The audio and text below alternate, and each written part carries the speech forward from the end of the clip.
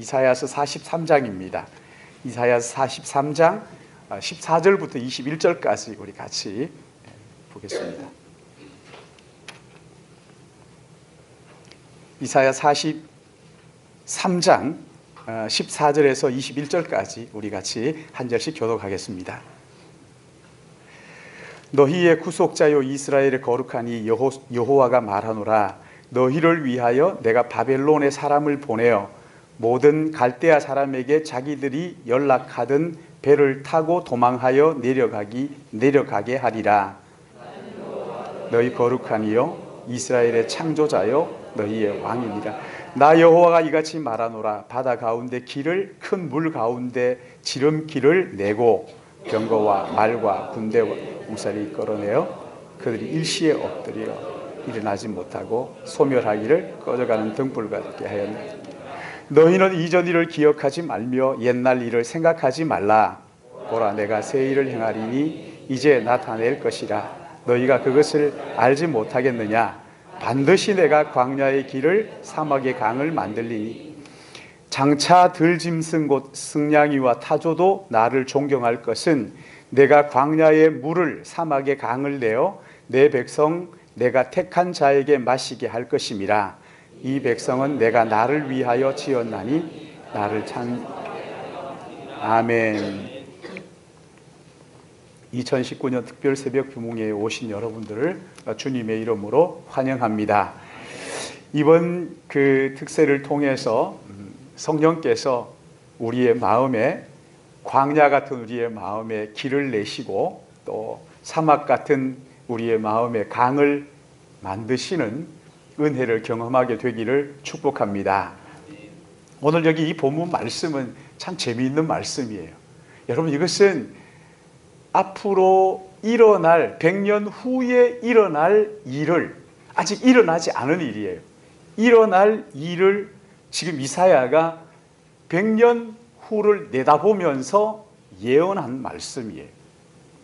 어떻게 예언합니까? 이스라엘 백성들이 하나님께 불순종함으로 바벨론이라는 나라의 포로로 끌려갈 것이라고 예언을 하죠. 너희들 이제 바벨론의 포로로 끌려가게 될 거야. 그리고 금방 회복되지 않는다 하시면서 70년 동안 그 바벨론 나라의 포로로 살게 될 것이라고. 그러니까 70년 전에는 돌아올 생각하지 말고 거기에 집 짓고 시집가고 장가가고 거기에서 살아야 된다. 왜 돌아가지 않게, 왜 우리를 회복시키지 않느냐고 자꾸만 낙심하고 오늘인가 내일인가 손꼽아 있지 말고 70년 동안 노예 생활을 할 테니까 그렇게 알고 거기에서 시집가고 장가가고 거기에 살다가 집 사고 하라고.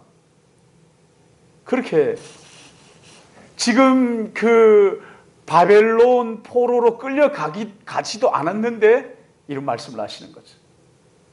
예언이죠, 예언. 그리고 이 바벨론이 어느 날 갑자기 무너지게 될 것이다.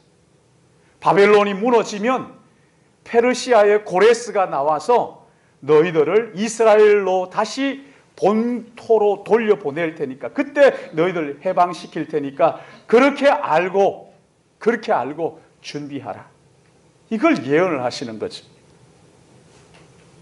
그리고 오늘 여기 본문 말씀 14절 한번 보세요. 14절에 보시면은 14절 15절에 이제 하나님을 이스라엘 백성들에게 소개를 하는데 우리 14절 15절 같이 읽습니다. 시작. 너희의 구속자요 이스라엘의 거룩한 이 여호와가 말하노라. 너희를 위하여 내가 바벨론에 사람을 보내어 모든 갈대아 사람에게 자기들이 연락하던 배를 타고 도망하여 내려가게 하리라. 나는 여호와 너희의 거룩하신 이스라엘 창조자요 너희의 왕이니라. 참 하나님을 소개하면서 너희의 구속자 이스라엘의 거룩한 이 여호와, 그리고 15절 말씀에도 보면 나는 여호와 너희의 거룩한 이 이스라엘의 창조자 너희의 왕, 이렇게 소개를 하는 거죠. 여러분, 여기에 너희의 구속자 하는 이것은요 너희의 구속자.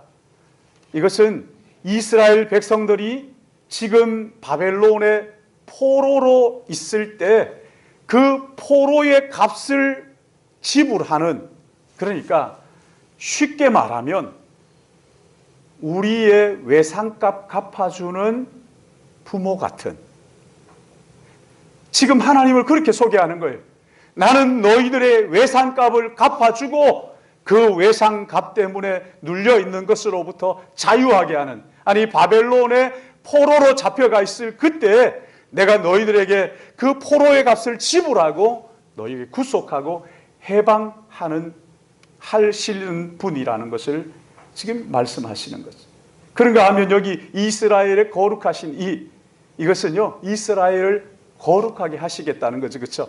하나님께서 바벨론의 포로로 잡혀있는 그들을 대가를 지불하시고 자유를 주실 뿐만 아니라 바로 너희들을 거룩하게 하시는 분이다. 세상과 구별되게 내가 너희들을 선택해서 너희들을 사랑하고 너희들과 언약을 맺을 것이다 하는 것을 말씀하시는 거예요. 내가 너희들을 거룩하게 한다. 구별한다. 나로 인하여 너희들이 이 세상과 구별되게 될 것이다. 이스라엘을 거룩하신 그런가 하면 제일 중요한 것이 여기 여호와라는 이름이에요. 여호와. 여기 여호와라는 이 말은 이스라엘과 언약을 맺으신 분이다, 이런 말이에요. 더 쉽게 말하면요, 이스라엘과 언약을 맺었다 하는 이것은 뭐냐면, 부부가 결혼을 하고 언약을 맺잖아요. 결혼 언약을 맺으면 우리가 늘 말하잖아요.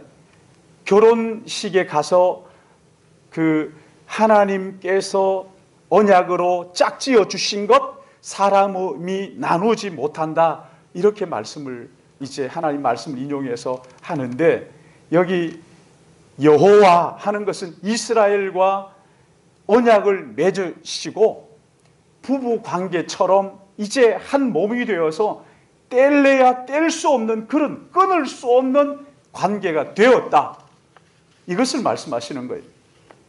그러기에 하나님은 이스라엘 백성들이 어디에 있든지 어디를 가든지 거기에 한 몸으로 함께 계시는 거예요.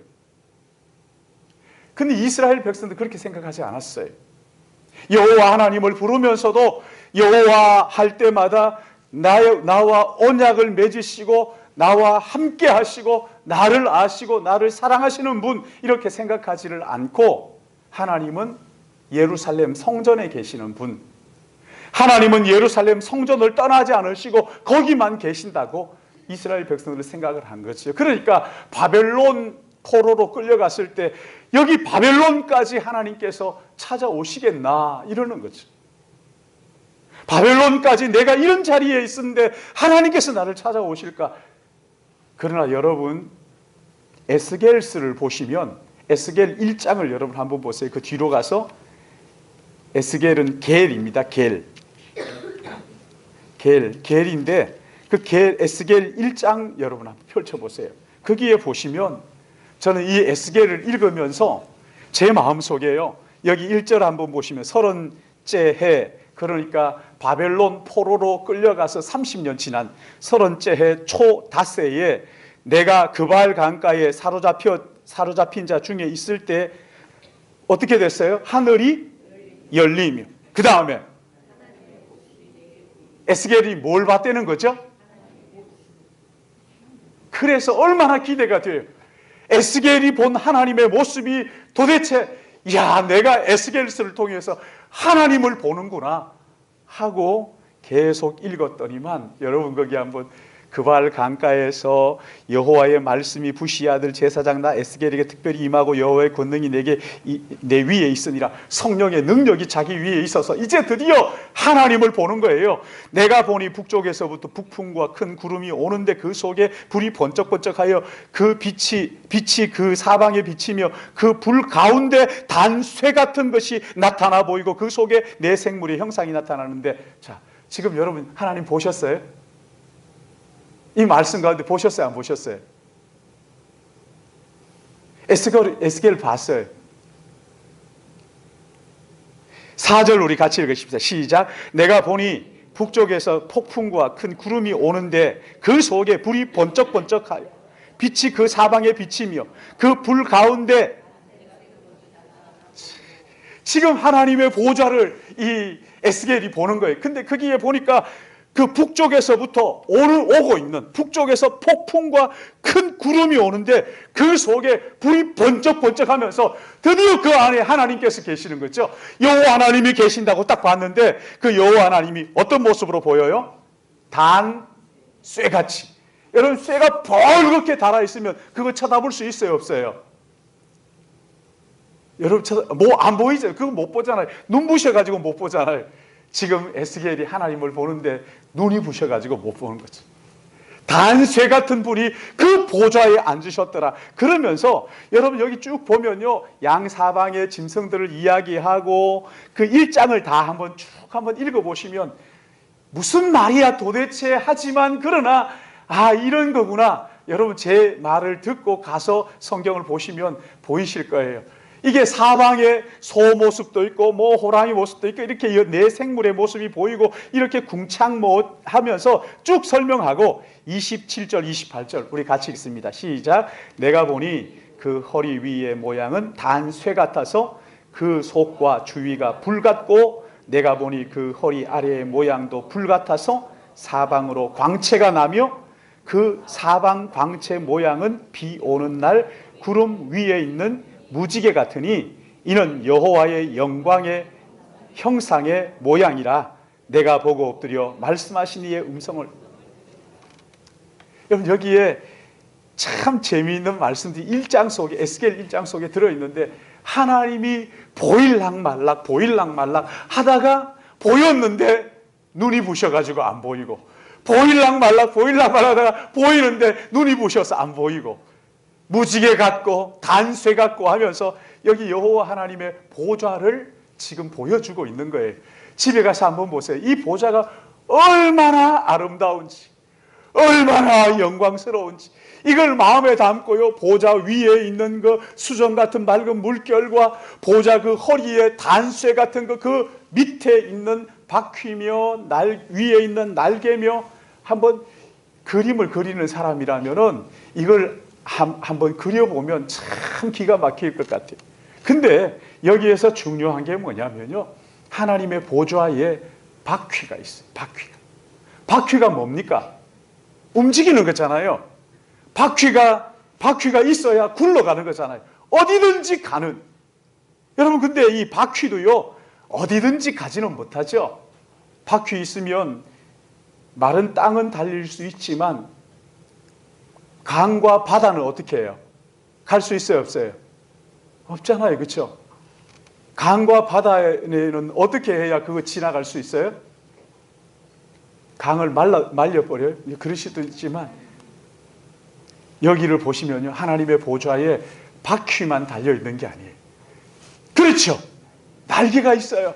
홀홀 날아서 강을 건너고 바다를 건너고 바퀴가 있어서 어디든 달려가는데 바퀴가 갈 수 없는 곳에는 날개가 있어가지고 홀홀 날아서 거기에 이스라엘 백성들은 하나님 여호와 하나님께서는 예루살렘 성전에만 계신다 생각했는데 그게 아니라 그 보좌에 앉아 계신 그 영광스러운 보좌에 바퀴가 있어가지고 어디든지 너희들이 어디에 끌려가든지 거리로 간다. 바다가 있으면 날아서 거기에 간다. 근데 바퀴에 가득히 있는 게 뭐냐면 바퀴에 눈이 가득해. 뭘 말하는 거예요? 하나님께서는 어디든지 그 하나님의 백성들이 있는 그 삶의 현장에 거기에 계실 뿐만 아니라 다 보고 계신다는 거예요. 할렐루야. 하나님 우리의 삶 가운데 오시고 우리와 함께 하시고 우리를 다 보고 알고 계신다 하는 것을 지금 언약의 하나님 여호와로 소개를 하고 있는 것이지. 다시 이사야서 43장으로 가서 여러분 한번 보세요. 이사야서 43장 18절 말씀 한번 보십시오. 18절 우리 같이 읽습니다. 시작. 너희는 이전 일을 기억하지 말며 옛날 일을 생각하지 말라. 이전 일을 기억하지 말며 옛날 일을 생각하지 말라. 이 말씀은요, 이스라엘 백성들이 이집트에서 노예처럼 살고 있을 때 하나님께서 그들을 구원하셨는데 어떻게 구원하셨어요? 모세를 보내셔서 이 모세를 통하여 이스라엘 백성들 10가지 재앙을 그 애굽에 쏟아 부으시면서 애굽의 모든 신들을 여호와 하나님 앞에 굴복시키고, 그리고 홍해를 마른 땅처럼 건너서 그 가나안, 약속하신 가나안 땅으로 들어갔는데, 이제 그 일 생각하지 말라. 다른 말로 하면 이제 그것 상상할 수 없는, 그것 가지고 다 헤아릴 수 없는 놀라운 새 일을 하나님께서 이루실 것이다. 19절 말씀 같이 봅니다. 시작. 보라, 내가 새 일을 행하리니 이제 나타날 것이라 너희가 그것을 알지 못하겠느냐. 반드시 내가 광야의 길을 사막의 강을. 하나님께서 상상할 수 없는 방법으로 예전에 있었던 그 일이 아니라 그것을 덮고도 남는, 그 모든 기억들을 덮고도 남는 방법으로 하나님께서 인도하실 것이다. 새 역사를 이루실 것이다. 약속을 하시면서 장차 들짐승 곧 승냥이도 타조도 나를 존경할 것은 내가 광야의 물을 사막의 강을 내어 내 백성 내가 택한 자에게 마시게 할 것임이라. 여러분, 이게 무슨 말씀이냐면요, 창세기를 보시면 아담과 하와가 하나님을 거역하고 하나님께 타락하고 범죄하잖아요. 범죄했을 때 하나님께서 범죄한 아담과 하와만 저주하신 것이 아니라 누구부터 저주합니까? 하와를 꼬드겼던 뱀을 저주하고 너는 평생 땅에 기어다니며 흙을 먹고 살 것이다. 그리고 또 저주하시죠. 누구를 저주하셔요? 온 피조물을 저주합니다. 땅을 이제 엉겅퀴를 내게 될 것이고, 남자는 땀을 흘려야 되고 여자는 임신의 그 해산의 고통이 따를 것이다. 그러니까 여러분 보세요. 정말 잘못한 사람은 누구예요? 아담과 하와인데 하나님께서는 누굴 저주하시는 거예요? 뱀과 그리고 거기에 모든 피조물들을 다 함께 저주를 했어요. 그러니까 이것을 로마서 8장 19절 말씀 보시면, 여러분 로마서 8장 19절 한번 찾아보세요. 아침이지만 성경을 한번 찾아보십시오. 로마서 8장 19절.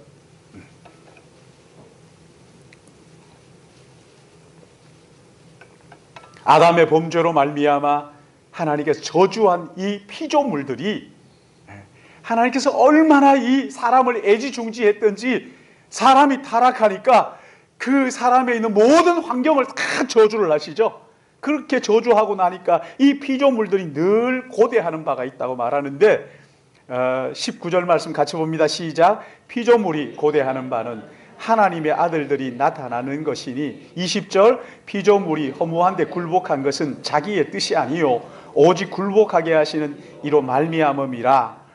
21절 22절 우리 같이 시작. 그 바라는 것은 피조물도 썩어짐의 종로로 타는 데서 해방되어 하나님의 자녀들의 영광의 자유에 이르는 것이니라. 피조물이 다 이제까지 함께 탄식하며 함께 고통을 겪고 있는 것을 우리가 아느니라. 자, 여기 피조물, 인간의 타락으로 말미암아 하나님께서 그 사람을 얼마나 애지중지하든지, 인간의 타락으로 말미암아 저주받은 이 피조물들이 바라는 것이 있는데, 기다리는 것이 있는데, 그 바라는 것이 피조물도 썩어짐의 종로로 타는 데서 해방되어 하나님의 자녀들의 영광의 자유에 이른. 무슨 말입니까? 하나님의 해방된 그 하나님의 자녀들이 나타나서 자기의 그 썩어짐의 종로로 타는 데 해방되어 하나님의 자녀의 그 영광을 자유에 바라고 기다리고 있다, 이렇게 말씀을 하시는 거잖아요. 지금으로부터 2000년 전에 유대 땅 베들레헴에 말구유에 한 아기가 오시지. 이 아기는 부정모혈로 부부관계를 통해서 태어난 아이가 아니라 성령으로 아직 한 번도 남자를 알지 못하는 처녀의 몸에 태어납니다. 그리고 이 땅에 오신 그분이 스스로를 나는 하나님의 본체다, 이렇게 말씀하셨어요. 이분이 요한복음 7장 37절에는 이렇게 말씀합니다. 누구든지 목마르거든 내게로 와서 마시라. 나를 믿는 자는 성경의 이름과 같이 그 배에서 생수의 강이 흘러나올 것이라고 선언을 하십니다. 요한복음 14장 6절에는 내가 곧 길이요 진리요 생명이니 나로 말미암지 않고는 아버지께로 올 자가 없다고 말씀하십니다. 나는 생명의 떡이니 내게 오는 자는 결코 줄이지 아니할 터이요 나를 믿는 자는 영원히 목마르지 않을 것이라고 선언하십니다.